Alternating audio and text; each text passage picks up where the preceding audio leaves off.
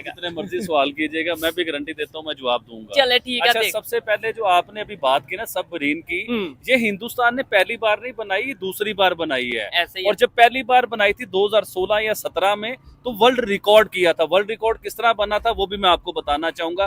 देखिए, इससे पहले 5 कंट्रीज ने ये बनाया था, और वो यूनाइटेड नेशन की 5 कंट्रीज थी, परमानेंट जो मेंबर थे, उन्होंने 5 कंट्रीज ने ये न्यूक्लियर सबमरीन जो है ना ये बनाए थे। ठीक है। उसके बाद हिंदुस्तान की तो आप कैसे हो? सब बढ़िया हो गए? मैं आशा करता हूँ कि ये भी वीडियो आपको बहुत अलग लेवल पर ले जाएगी।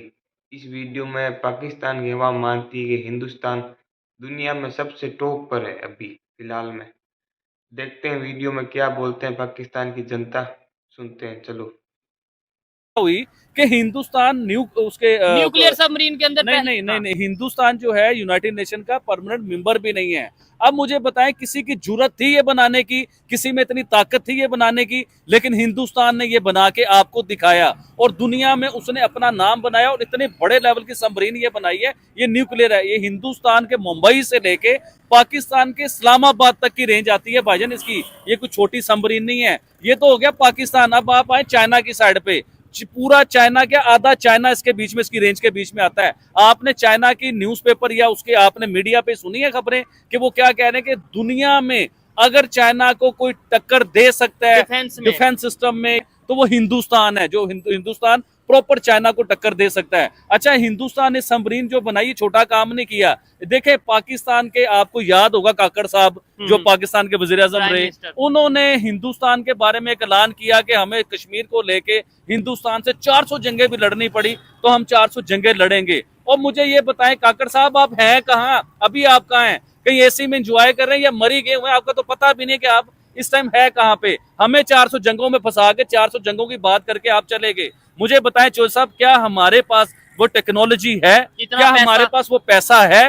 क्या हमारी 5वीं बड़ी इकोनॉमी दुनिया की है जो हम 400 जंगों की बातें करते हैं? नहीं, जो हम न्यूक्लियर सबमरीन बना लें। और क्या हमारे पास इतनी हिम्मत है कि मतलब हमारे पास लेट्स सपोज पैसा भी है, हमारे पास टेक्नोलॉजी भी है, हम न्यूक्लियर सबमरीन बना भी सकते हैं, लेकिन क्या हमारे पास इतनी हिम्मत है कि हम अमेरिका का प्रेशर बर्दाश्त कर सकें? हम तो अगर ईरान की देखें, न्यूक्लियर सबमरीन बनाने के, देखें मैं अपनी बात सबसे पहले लेके आता हूँ पाकिस्तान के ऊपर। पाकिस्तान ईरान के साथ गैस पाइपलाइन के ऊपर बहुत बड़ा काम चल रहा था, जिसके ऊपर ईरान पाकिस्तान को इस टाइम धमकियां भी दे रहा है कि हम आलमी अदालत में आपको लेके जाएंगे अगर आपने गैस पाइपलाइन कंप्लीट ना की।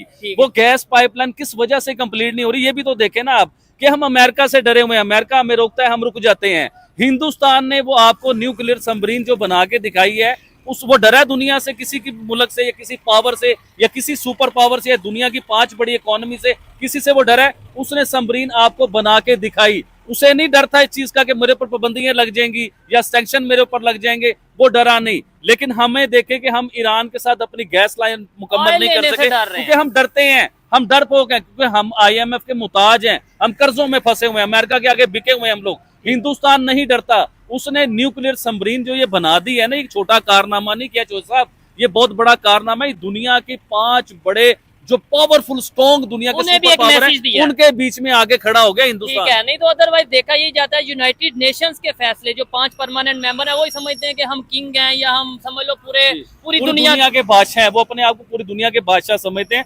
तो हिंदुस्तान ने बताया कि आप लोग अगर दुनिया के बाप बने हुए थे ना, तो मैं इस टाइम पूरी दुनिया का दादा परदादा बन गया हूँ। हिंदुस्तान ने ये बताया। चले ठीक है आबिद भाई, ये तो होगी ना न्यूक्लियर सबमरीन की बात होगी, टेक्नोलॉजी की बात होगी। बाकी एक बात, फिर आगे नए टॉपिक की तरफ जाएंगे। एक बात से मैं एग्री करता हूँ कि काकड़ साहब या कोई भी मिनिस्टर या कोई भी पाकिस्तानी अगर ये कहता है कि हम 400 जंगे लड़ेंगे, और उसके पास पूछे ना कैसे लड़ेंगे इंडिया से 400 जंगे, जज्बा बहुत है, मुसलमान है, जज्बा बहुत है। भाई जितने मुसलमान हमारे यहाँ पे हैं उससे ज्यादा शायद मुसलमान हिंदुस्तान में। अगर जज्बे की बात करें फिर तो जज्बा भी उनके पास ज्यादा होगा, मुसलमानों के पास जो जज्बा होता है। भाई दुनिया में सबसे ज्यादा कंट्री मुसलमानों की हैं, तो जज्बा भी मुसलमानों का सबसे ज्यादा होना चाहिए था।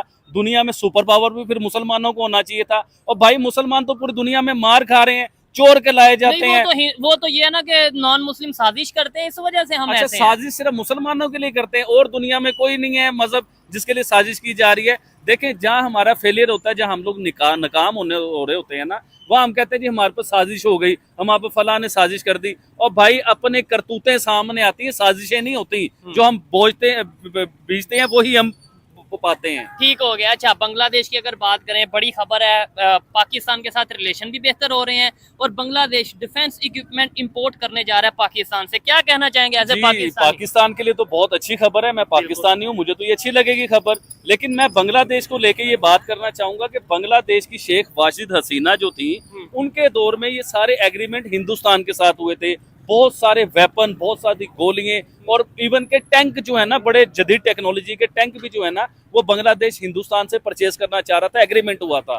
अच्छा, उसके बीच में हिंदुस्तान ने बड़ी आसानियां दी थी बांग्लादेश को। आसानियां किस किस्म की थी कि आप किस्तों में पैसे देंगे और आसानी से इलेक्ट्रिसिटी दे रहे थे कि भाई किस्तों पे आप पैसे दे देना, ये सारी जी बिल्कुल, इलेक्ट्रिसिटी की भी बात करते हैं, लेकिन अभी जो है ना हम टैंक की बात करते हैं, जो टैंक हिंदुस्तान प्रोवाइड कर रहा था बांग्लादेश को। लेकिन बांग्लादेश की गवर्नमेंट गिरी, शेख हसीना की गवर्नमेंट चली गई। उसके बाद अब नए वजीर आजम आए बांग्लादेश के, वो चाइना के साथ भी बहुत से एग्रीमेंट कर रहे हैं, एनर्जी के ऊपर भी एग्रीमेंट कर रहे हैं।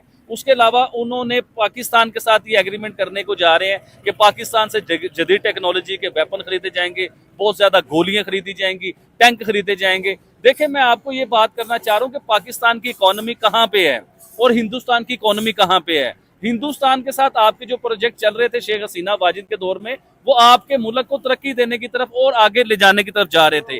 अब आप पाकिस्तान के साथ जुड़ रहे हैं, नो डाउट पाकिस्तान का तो फायदा है चीज, no doubt as a Pakistan हमारा फायदा है, लेकिन यहाँ पे आपको इंस्टॉलमेंट सेट करना आपके लिए मुश्किल हो जाएगा। सर, हमारे मुल्क के अपने हालात बेहतर नहीं है, IMF के ऊपर हम चल रहे हैं। अच्छा, IMF से याद आया कि बांग्लादेश वो भी IMF की पूरी गिरफ्त के बीच में आ चुका हुआ है। इस टाइम बांग्लादेश की अवाम भी आने वाले टाइमों में बहुत बड़ी महंगाई के बीच में फंसने वाली है, क्योंकि IMF ने इसे फंसा लिया हुआ है। ठीक है, अल्लाह ना करे ऐसा हो। लेकिन जो 400 जंगों की हम बात करते हैं, इधर आम पाकिस्तानी से अगर पूछा जाए कि हमारे अंदर कितना जज्बा है कि हम 400 जंगें लड़ सकते हैं, तो वो तो पाकिस्तानी अपनी बाइक को स्टार्ट करेंगे और चले जाएंगे। ऐसे बात सुनते रहेंगे, लेकिन जब उनके पास जाएंगे। अच्छा, बांग्लादेश की मैं एक और चीज आपको बताना चाहता हूँ साहब कि बांग्लादेश ने टोटल अपनी पॉलिसीज चेंज कर ली हैं। जो शेख वाजिद हसीना के दौर में उसकी पॉलिसीज थी, हिंदुस्तान के साथ दोस्ती थी और बांग्लादेश तरक्की भी कर रहा था, दुनिया में उसका नाम भी पहचाना जा रहा था, इकोनॉमी भी उसकी सेट हो रही थी। अब वो शेख वाजिद हसीना के जाने के बाद बांग्लादेश के वजीर आजम ने वो पाकिस्तान के जो फैसले होते हैं ना, पाकिस्तानी वाला निजाम उधर बनाना शुरू कर दिया। उधर कुछ मजहबी जमातें थी जो हिंदी जुबान में आतंक कहते हैं फैलाती थी, उन जमातों को भी आजादी होगी, उनके ऊपर से भी बैन उठ चुके हुए हैं। अब बांग्लादेश में आने वाले वो क्राइसिस का सामना कर रहे हैं, ये चीजें जो हम मीडिया में देख रहे हैं। बांग्लादेश के साथ हिंदुस्तान का 4000 किलोमीटर का बॉर्डर है और ये बहुत बड़ा, मेरे ख्याल से दुनिया में सबसे बड़ा बॉर्डर जो है ना, ये बांग्लादेश के साथ हिंदुस्तान का, मुझे ये लगता है। अच्छा, उसके ऊपर भी बाढ़ सिस्टम जो है ना, वो उसके ऊपर काम चल रहा है। आधे से ज्यादा के ऊपर बाढ़ सिस्टम बन चुका हुआ है, आधे के ऊपर तकरीबन अभी बाढ़ लगना है, वो उसके ऊपर काम चल रहा है।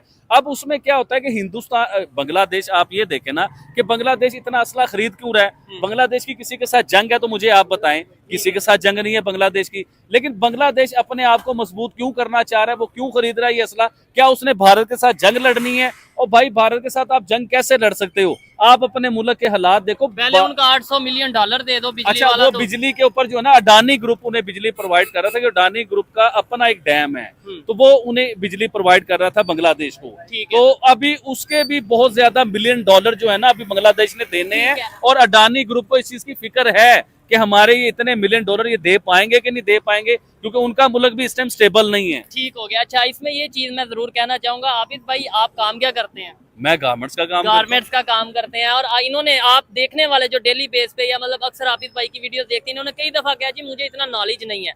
मैंने सवाल यही करना था, इन्हें फंसाना था कि एक साइड पे ये कहते हैं मुझे नॉलेज नहीं, मैं इतना पढ़ा लिखा नहीं, दूसरी साइड पे जी इन्हें ये भी पता है कि इंडिया ने दुनिया में एक रिकॉर्ड बना दिया न्यूक्लियर सबमरीन बना के। उन्हें ये भी पता है कि जी $800 मिलियन बांग्लादेश का देना है, बांग्लादेश ने इंडिया का देना है। उन्हें ये भी पता है जी ये वेपन यहाँ से वहां जा रहा है। ये आपको कैसे पता चलता है? मैं बताता हूँ साहब, आप मुझे क्या जाहिल समझते हैं? पहले तो ये मुझसे आपने खुद कई दफा कहा कि भाई मैंने ये नहीं कहा कि मैं जाहिल हूँ, मैंने ये कहा कि मैं बहुत ज्यादा पढ़ा लिखा नहीं हूँ। अच्छा, दूसरी बात होती है शौक की, लव की, मोहब्बत की बात होती है, नशे की। ये नशा है, ये एक नशा है। मीडिया जो है ना और दुनिया की जानकारी रखना, ये एक नशा है और वो नशा मुझे लग चुका हुआ है। मैं बहुत ज्यादा आर्टिकल पढ़ता हूँ चौधरी साहब, बहुत ज्यादा वीडियो देखता हूँ, हसन निसार को मैं सुनता हूँ, हामिद मीर को मैं सुनता हूँ, हिंदुस्तान के बहुत बड़े जर्नलिस्ट हैं, उनके आर्टिकल पढ़ता हूं मैं, ठीक तो है। उससे क्या होता है कि शऊर आता है, इंसान को पता चलता है कि दुनिया के बीच में क्या चल रहा है और उसके ऊपर इंसान बात भी कर सकता है। मैं कहता हूँ यूनिवर्सिटी के जो बहुत पढ़े लिखे, जिन्हें आप कहते हैं लेक्चर आ रहे हैं, उन्हें आप मेरे पास लें वर्ल्ड फेयर के ऊपर बात करने के लिए। हो सकता है कई जगहों पे मैं ऐसी बात कर दूंगा उनके पास भी जवाब ना हो। ठीक है, यकीन मानिए। डेली भारत भारत की तारीफें देख देख के पागल मत हो भाई। तू रीड देख रहा है अभी, मुझे पता है भारत की तारीफ सुन रहा है, मैं भी सुन रहा था, तू भी सुन। तो वीडियो को लाइक कर देना, चैनल सब्सक्राइब कर देना, क्योंकि हिंदुस्तान भाई डेली वीडियो बताएगा पाकिस्तान के रिएक्शन वीडियो पर। ठीक है।